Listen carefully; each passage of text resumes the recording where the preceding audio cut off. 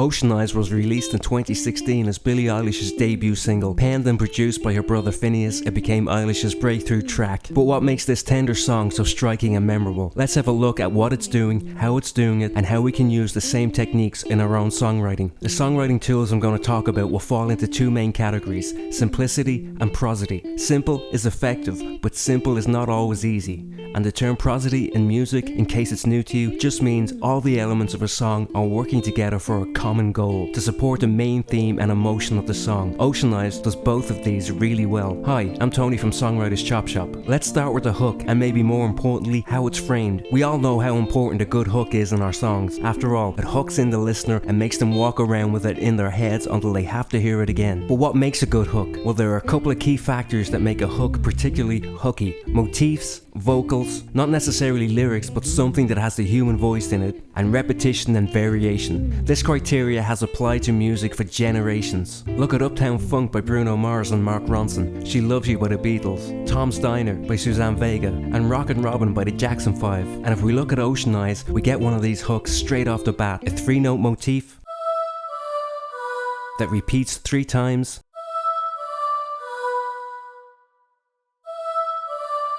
and varies in pitch but not rhythm the 4th time.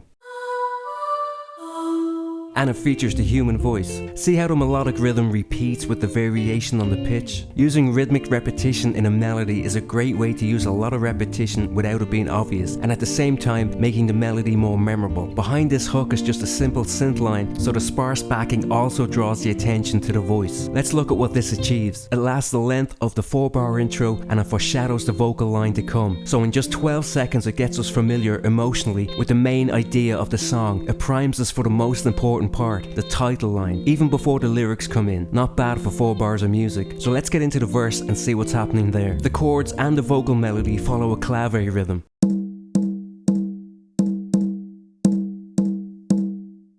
You might not know its name, but this rhythm has been prevalent in popular music for generations. It shows up in songs like Adele's Hello, Lana Del Rey's Love, the chorus in Teenage Dreams, and it goes all the way back to Bo Diddley and 1950s rock and roll. And it's no coincidence this rhythm is great to dance to. It creates a kind of swaying, start-stop, unstable, rolling rhythm, using in music theory speak, tension and release, for a push-pull kind of feeling. So notice, these terms could also be used to describe waves in the ocean and floating on those waves. That's the prosody idea I mentioned. The true value of prosody as a songwriting tool is it will not only support the emotion of our songs, but it will actually help us create it. Ocean Eyes uses this tool to create a sense of floating and falling. The simplest way to look at prosody is to break the elements of our song into 2 categories: stable and unstable. We could also say tension and release, or push and pull. So let's see how it's done with Ocean Eyes and what elements are stable and unstable and what effect that has on the song. So far we have our rhythm that works with tension and release. Again, a mix of stable and unstable. So this falls into the category of unstable. A straightforward 4/4 beat will be stable. And also the chord progression. It starts on a 6th, then goes to a 7th, and then to the tonic. In the minor tonality, this feels unstable. It gives us a feeling of coming into the story after it started. Now let's look at the vocal melody. The main motif centers around stable tones. In relation to the chords underneath, we have a 3rd, a root, and a 5th. All stable tones. There are a couple of unstable tones in there which will keep the whole thing moving. And if we look at the shape of the vocal melody in general, it kind of looks like waves. Like I said, I'm simplifying this, but hopefully you see the connection between these things and the emotional imagery of the song. So already there's a healthy mix of stable and unstable elements creating a sense of floating. Even the shape of your melodic line can reflect the emotion of your song. Let's look at Uptown Funk in contrast. What feeling do you get when you hear it?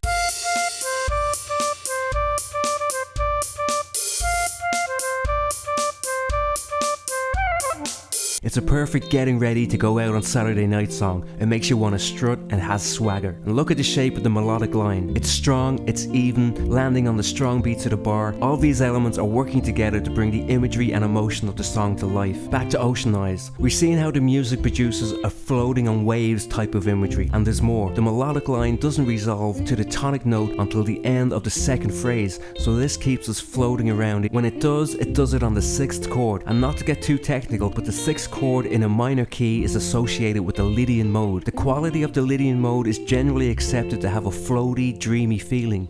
The Lydian scale in this case would just be the notes of a G major or E minor scale over a C chord. Again, this supports the emotional theme of the song, and this unstable, stable, floaty stuff doesn't stop there. If we look at the verse, we see even more of a mix of stable and unstable elements in its structure. Verse 1 has 4 lines, which is stable, but the meter and the rhyme types and the rhyme scheme are unstable. The meter is going from longer to shorter, creating a push forward. The 2 stressed syllable last line leaves us kind of suspended in space. If you want to find out more about lyrical meter, check out this video. It's linked below. The rhyme types are what is known as assonance rhymes. That's unstable. I won't go into it here, but if you want to learn more about rhyme types, check out this video. It's linked below. And the rhyme scheme is XAXA. So the lack of a rhyme in line 3 with line 1 hinders this forward momentum, so it's unstable. Verse 2 has 5 lines, which is unstable, but the rhyme types are perfect, and line 4 and 5 use what is known as an identical rhyme. This is when you rhyme a word with itself, so all of that is stable. Then the meter and the rhyme scheme here again are unstable.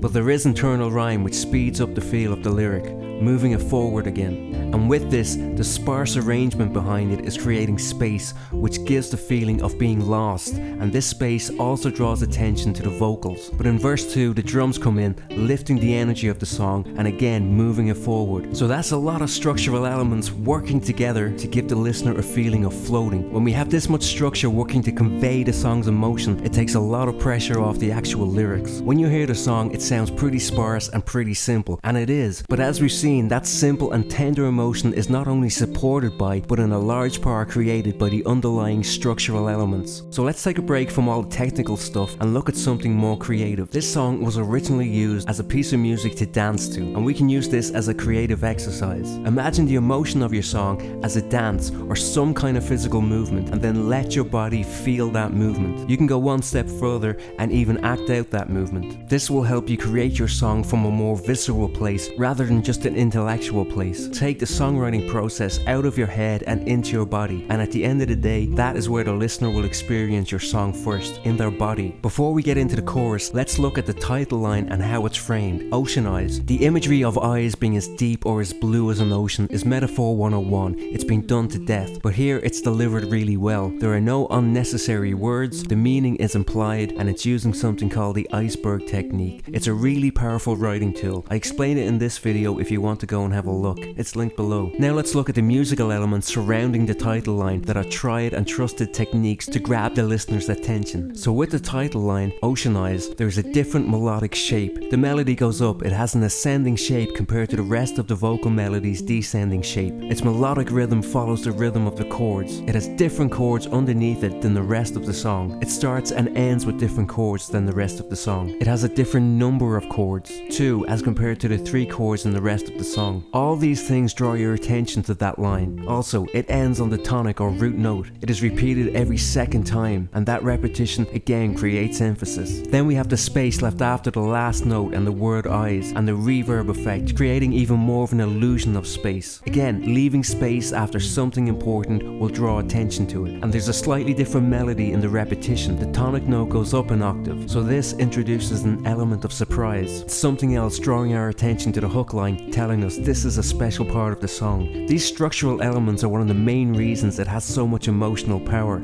So there's 10 tools to draw attention to and emphasize the hook line of your song so it lights up like a Christmas tree. As subtle as the hook is, it actually hits you like a ton of bricks. And don't forget, the sparse arrangement behind it also draws attention to the melody, vocals, and the lyrics of the song, as well as the haunting, honest vocal performance Billie gives. Try adding some or all of these elements to the title line of your song, or any part you want to draw attention to, and see how it pops. So let's look at the chorus. And here we get contrast. Longer notes mixed with shorter notes. The melody has a different shape and rhythm with more leaps. A G note is held over the chords, changing the tonal center to a major sound. After the G, there's a root note before it leaps up to the 7th and 5th and back to the root, mixing stable and unstable elements again. Then we get the more stable tones of the 3rd, 5th, and 3rd of the hook line. The rhyme and meter again contrast the verse. This section is 7 lines long, so that's unstable. It has more internal language, the meter doesn't push forward as much, and the rhyme scheme is more stable with its 2 rhyming couplets. It slows everything down and then speeds it up again, coming back to that hook line. That's framed in the same way as the verse, but what comes before it now gives it a whole different perspective. So here we get a structure that supports that falling imagery in the chorus. It has the same stable, unstable mix as the verse, but it's done in a very different way. We don't float as much as we do fall. It's using the same elements to create a different effect. And behind that, we have the drums getting busier, the bass line comes in, adding new energy to the section at 43 seconds. So the rest of the song repeats this. What changes mostly is the arrangement. The bass line stays in, the drums go back to the same as verse 2, giving them more space to build the energy back up in the next chorus, and there are some robotic kind of backing vocals to give it some variation and to keep the listener's interest. It's known as ear candy. This is another advantage of thinking about your song in terms of physical movement. And the lyrics obviously change as well. The first verse was intimate, so if we take the theme of this song to be falling in love, this answers the who, when and what of the song. The second verse zooms out to the rest of the world, giving a wider perspective, and answers the why question from an external perspective, and a what question like, what's so special about those ocean eyes? Then the chorus answers the why question from an internal point of view. The third verse gets deeper, moving from the physical attributes of those eyes to that diamond mind, and would answer a how question like, how is the writer falling in love? The fourth verse shifts the focus onto the other person and answers who and how questions from that perspective.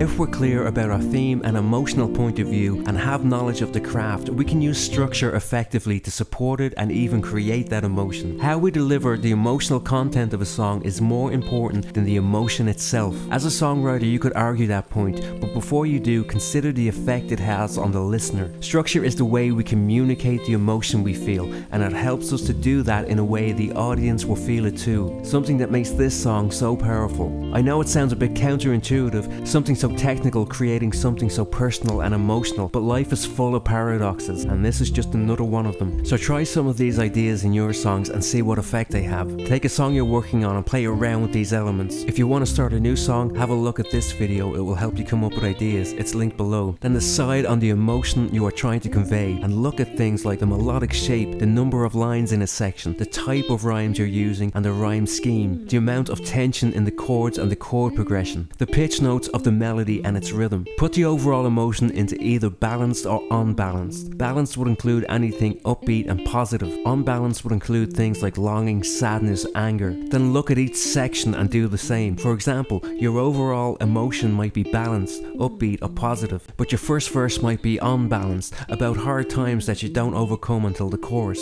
Okay, if you found the information in this video valuable, give me a thumbs up or subscribe or whatever you want to do. Catch you next time.